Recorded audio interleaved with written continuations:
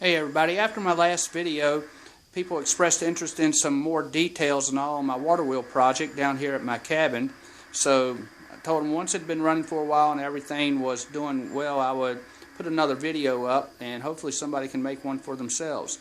So inside the cabin here, I'm watching a little television, microwave, stereo, all this stuff is powered by it, lights. And you come over to the stuff that I have inside the cabin here. I like to keep this inside out of the weather. I don't know how well the pictures are going to turn out, but you can see two marine deep cell batteries. They're powered by a regulator rectifier that turns the AC from the alternator into DC, which charges the batteries, and then the inverter turns that DC into usable AC. And it, is about a 10,000 watt inverter.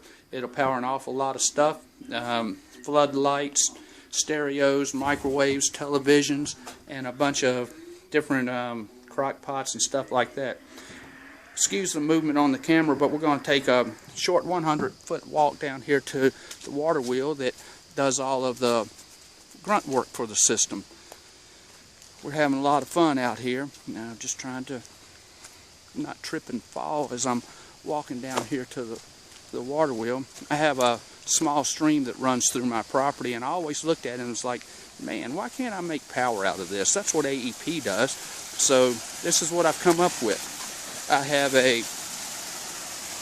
3-foot water wheel. It's an overshot water wheel. I found that to be the most efficient. I tried the breast shot and the undershot, and I just wasn't getting the RPMs and all that I needed. So since the last video, you'll see some changes and all that I've taken my water source and moved it about 60 foot upstream. Because of the terrain and stuff here, I don't have a lot of head. With the higher up the stream and all will fall, the more power I get. But I'm still making right at 13.5 volts with anywhere from 3 to 6 amps. You'll see that it's just a 3-foot overshot water wheel powered by losing my train of thought here. But anyway, the bicycle gears, that's the pedal gears down on the shaft coming out of the water wheel. Then that goes up to the rear rim of the 10-speed, and then the 10-speed rim through a belt drive goes to the alternator.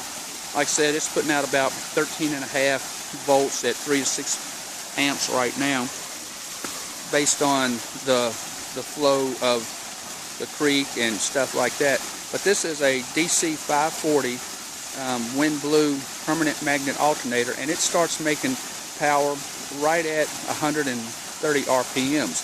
So it's one of the better alternatives for this type of application. I tried a regular alternator, but the speeds that were necessary to make the power, it was a lot of wear and tear and not really consistent. This makes power all day, every day, with little or no effort.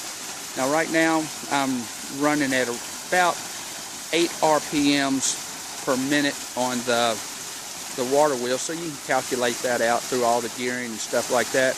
But being an old country boy, I just done it the simple way. I watched 1 revolution on the water wheel equals 25 revolutions on the alternator. So 8 times 25, what do you come up with? Around 200 RPMs on that. So that's more than enough to make power, and it's doing pretty good and stuff. I haven't had it run out yet, but I'm always looking to improve things. I have a new water wheel design that will capture the water a little better than I'm going to try later on, but I'm just going to let it run like this for a while now.